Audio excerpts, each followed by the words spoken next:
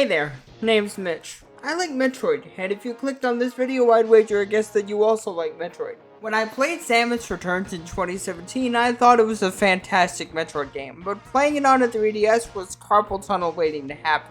This is the third time I find myself needing to describe my disability in a video, but every video is someone's first, so I'm going to try condensing it into 30 seconds. I have mild cerebral palsy, and as a result, my right hand has a mind of its own.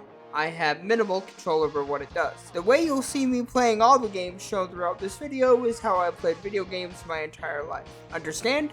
Cool, moving on. So when I realized that playing Samus Returns on my 3DS would give me early arthritis, I emulated the game on PC simply to finish it with an actual controller. Naturally, when Dread was announced for a home console sort of, and thus would be tailored from the get-go for a traditional controller, I figured that would be enough for me to comfortably play it. I've speedrun several 2D Metroid games, so I went into Dread with every intention of speedrunning it. I was really looking forward to taking part in a brand new Speed game, watching it evolve over time. However, you read the title, you know that's not what happened.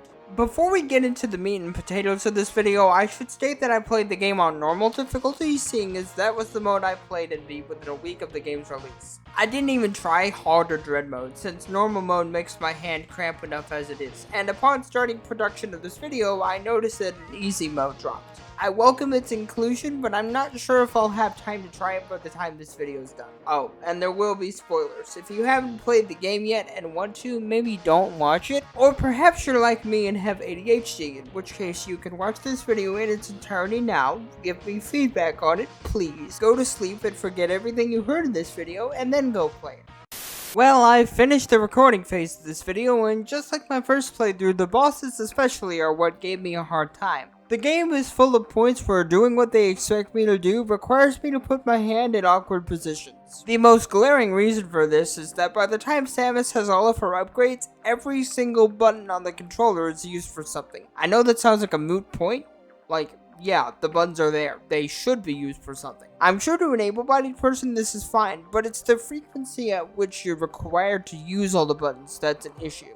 If you don't have two fully functional hands, Metroid Dread becomes a very awkward, uncomfortable game of Twister at some points. And there's one change they could make to the game that would crack it wide open for me. The inclusion of toggle switches. The way you use missiles in Dread is to hold the R button. In practice, I have to spread my attention across the controller to fire missiles at anything. Hold R with my middle finger for missiles, L with my little finger to enter free aim mode, thumb over the analog stick to do the aiming part of that equation, and my index finger over the Y button for when I'm ready to shoot. This is a long mess of things to think about during a boss battle, and most of them barely sit still long enough to attack them effectively. The final boss in particular doesn't follow this mantra. The first phase is fine, but then in phase 2 he just will not stop moving long enough for me to focus secret missiles on him. So in the interest of actually hitting him, I had to forget missiles entirely and circle him in the air to shoot him with my standard weapon, which from where I'm sitting serves no purpose other than to artificially lengthen the final battle. I was so close to just downloading someone's video of the final boss for this project, but I did manage to beat it myself. Simply giving me an option to press R once to turn missiles on and again to turn them off would eliminate nearly all of the tedium I just described. Super Metroid did this exact thing 27 years earlier, and I hear that people hate the missile toggling, but I'm here to tell you that this was great actually. Metroid Fusion started the whole holding a button to use missiles mess, and it's exactly why I will never be able to play Fusion on its original hardware. Again, I get this is probably convenient and streamlined if you're able-bodied, but I'm not, so can we get some options up in here? It's like the sticky keys feature on Windows. Everyone I've ever mentioned it to tells me they hate it, but what are you talking about? This is great. You know what? Apply a toggle switch to the grapple beam in Dread 2 while we're at it. In-game button configuration would be nice as well. I'm aware the Switch itself got a firmware update that allows that in the system settings, but the problem with that is if I have to make button changes outside the game, the in-game button prompts don't reflect the changes I make. The confirm button to advance text or select a save file in Dread is A. I could change this to B in my system settings, but then I will go back into the game and it'll still tell me to press A. If the game had a button config menu inside the game, this wouldn't be a thing to complain about. Can we talk about the ME for a second? In theory, I love these things. Their design is cool, they give that sense of dread Sakamoto was looking for in making this game, and after the rock stupid SAX in Fusion, They are as smart as I'd hope they would be, but it's the window of opportunity the player has to counter one before it kills you. Listen, I'm a speedrunner. I'm no stranger to cryptic one-frame nonsense in games, and even though I'm objectively bad at executing them, I can tolerate it when it's unintentional and only used for pro-gammon maneuvers. But there is no excuse whatsoever for such a precise button press to be a deliberate mechanic. Truth be told, I'm not 100% on board with how any of the 2D Metroid games control. The ones I've speedrun, those being Super Metroid, Fusion, and Zero Mission. When I say control, I don't mean how they feel when you're playing them. I mean what each button does and how often you're expected to use them. Super Metroid has toggleable auxiliary weapons, which I vastly prefer over holding a button, but clunky and unintuitive diagonal aiming controls with the L and R buttons aiming down and up respectively, which makes using the grapple beam in that game a chore for me. Fusion and Zero Mission have much more straightforward aiming controls, but introduce a means of using auxiliary weapons that I would find very uncomfortable to execute on original hardware. I've never actually owned original copies of the GBA Metroid games, but I don't need to hold them in my hands to know that holding the GBA's R button for missiles in these games would be near impossible for me. Samus Returns taught me that well enough on 3DS. The levels of discomfort I feel playing Samus Returns and Dread range from absolutely impossible in the case of Samus Returns and manageable but cramp-inducing in the case of Dread, if only because I exclusively use my Switch as a home console. There does exist a Metroid game in some form or fashion that offers the best of both worlds, and that's AM2R, the fan-made remake of Metroid 2 Return of Samus. Ladies and gentlemen, I present my favorite 2D Metroid game, which earned that crown thanks to the control options given to the player on top of just being an excellent game. Within the options menu, I can set my aiming style to use 2 buttons or just 1. I can also separately alter my missile button to either a toggle or a hold. With these options, I can play AM2R with the aiming controls of Fusion and Zero Mission and the auxiliary weapon use of Super, exactly how I wish all 2D Metroid games played. And it's with this setup that I'm able to speedrun AM2R with no pain whatsoever. It says a lot about Nintendo's priorities as a company when my favorite Metroid game to speedrun is a fan game and not an official in-house Nintendo game.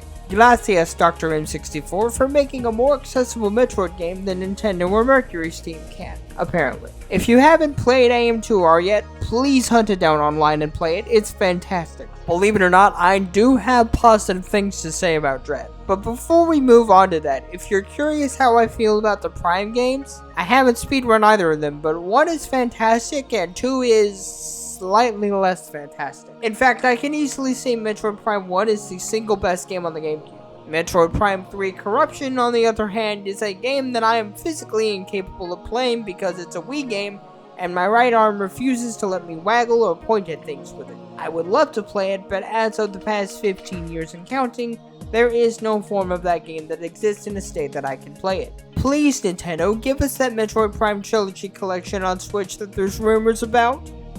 I've spent this entire video complaining about accessibility across the Metroid series and why Dread in particular is uncomfortable to play. But I don't want it to come off like I completely despise this game because I don't. Far from it, actually. I love the atmosphere of Planet ZDR. I love the Chozo artifacts riddled all over the place. I love how the Chozo turned Catarus from a scorching hellhole into a geothermal energy plant powering the entire planet. I love that there is a living, breathing Chozo in this game, and that we get to hear Samus speak to him in his native language.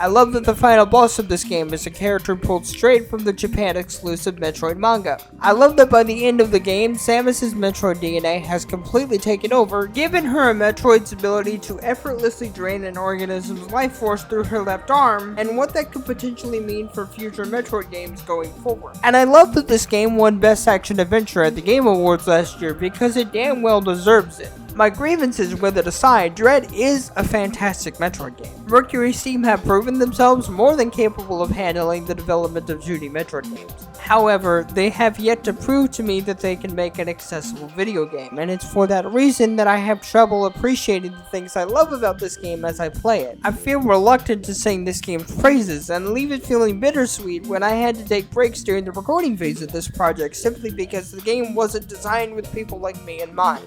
When I began this project, I had a vision that I would play through Metroid Dread beat by beat and talk about my experience with the game.